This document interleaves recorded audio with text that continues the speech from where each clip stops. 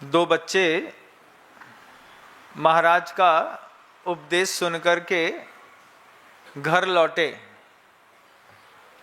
महाराज का उपदेश सुनकर के घर लौटे और महाराज ने उपदेश में सम्मेद शिखर जी का महात्म्य बताया। बच्चे माँ के पास आकर के कहते हैं, माँ ये सम्मेद शिखर जी कहाँ है। माँ बच्चों से कहती है, बेटा सम्मेद शिखर जी बहुत दूर है। माँ कितना दूर है? वैसे तो जा नहीं सकते, उसके लिए सहयोग चाहिए पड़ेगा और अपने पास तो धन भी नहीं है। आज तो संसार में बहुत सुविधाएं हैं। सुविधा इतनी है कि आप सम्मेद शिखर जी जाने का सोचो तो शाम को गाड़ी में बैठो, कल सुबह सम्मेद शिखर जी में। लेकिन ये कथानक तब का है जब बैलगाड़ियों से यात्राएं होती थी। बैलगाड़ियों से यात्राएं होती थी, एक साथ 10, 15, 20, 25 बैलगाड़ियां यात्रा के लिए निकलती थी। अपने अपने सेठों की एक एक बैलगाड़ियां होती थी, उसमें सुविधाएं होती थी। पूरे टेंट उठाने वाले, चलने वाले होते थे, खाना बनाने वाले खानसामा होते थे। और सारे के सारे लोग उस जमाने में जब सम्मेद शिखर जी की यात्रा के लिए जाते थे तो परिवार के लोगों से क्षमा मांग करके जाते थे। भैया हम सम्मेद शिखर जी जा रहे हैं, हमसे कोई गलती हो गई हो तो तुम हमें माफ करियो। अब पता नहीं लौट के आ पाए कि ना आ पाए। तो इस तरीके से पूरा क्षमा भाव के साथ पहले सम्मेद शिखर जी की बैलगाड़ियों से यात्राएं होती थी और बड़ा आनंद होता था बंधु। वो आनंद की तुलना फ्लाइट से और ट्रेन से जाने पर हो नहीं सकती। सारे के सारे लोग शाम के समय एक स्थान पर रुकते, भजन होता, कीर्तन होता, प्रभु जी की नृत्य आरती होती।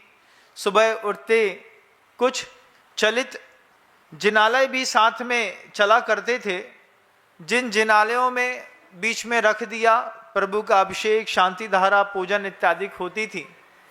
शुद्ध भोजन होता था, सात्विक धर्म चर्चाएं होती थी और 4-4, 3-3 महीने एक यात्रा में निकल जाते थे। आज तो हाईटेक जमाना है, फास्ट फूड का जमाना है, तुरंत शिखर जी और तुरंत अपने घर। लेकिन वो जमाना भी एक जमाना था। अफसोस है इस बात का कि उस जमाने की यात्राएं ऐसी की नहीं। लेकिन फिर भी जब कभी कोई मुनिराज के साथ आपका सम्मेद शिखर जी पद विहार होता हो तो उस यात्रा की कुछ ना कुछ अनुभूतियां तो आप ले सकते। माँ ने बच्चों से कहा, बेटा अपनी तो अभी धन भी नहीं है अपने पास और सामर्थ्य भी नहीं है, लेकिन चूंकि तुम महाराज जी से सुनकर के आए हो सम्मेद शिखर जी का महात्म्य, तो विचार बनाना एक ना एक दिन सम्मेद शिखर जी की यात्रा जरूर करना। और ये भी तय है कि एक बार मत करना। भाव सहित बंदे जो कोई, ताही नरक पशु गति नहीं होई। कई गृहस्थ दंपति ऐसे भी होते हैं बंधुओं, जिनके जीवन में सारी अनुकूलताएं होती हैं। वे हर महीने के लास्ट 3 दिनों में, वीकेंड के 3 दिन सम्मेद शिखर जी में गुजारते हैं। बड़े बड़े शहरों में रहने वाले कई श्रावक ऐसे हैं जिनके पास पर्याप्त संपत्ति होती है, तो वे भी अपने मन के अंदर उनके भाव रहता है कि मैं जितनी वंदना हो सके तो हो जाए।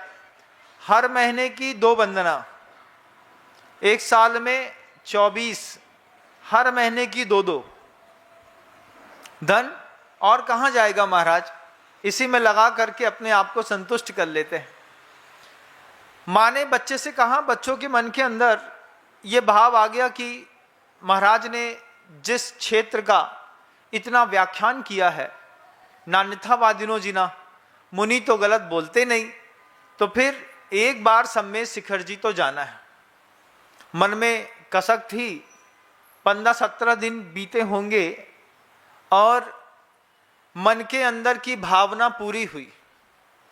बहुत सुदूर क्षेत्र से एक बैलगाड़ी का काफिला जैनम जयतु शासनम लिखते हुए, और सारे के सारे बैल बिल्कुल श्वेत, बड़े मजबूत, अच्छी हष्ट पुष्ट गाड़ियाँ, करीब 50 गाड़ियों का काफिला निकला, जिसमें पचरंगे झंडे थे, परस्पर उपग्रहो जीवा नाम का सूत्र था, सम्मेद शिखर जी की यात्रा चलो, ऐसे शब्द लिखे थे। और जब उसके गांव से वो 50 गाड़ियों का काफिला निकला, तो उन 2 बच्चों के मन के अंदर फिर उमंग जाग गई। वे बच्चे गाड़ी के सारथवाह से कहते हैं, जो पूरा का पूरा गाड़ी के काफिलों का धनपति था, जिनके माध्यम से संघपति था, वह संघपति उसके पास जाकर के दोनों बच्चे कहते हैं, हमें भी सम्मेद शिखर जी जाना है।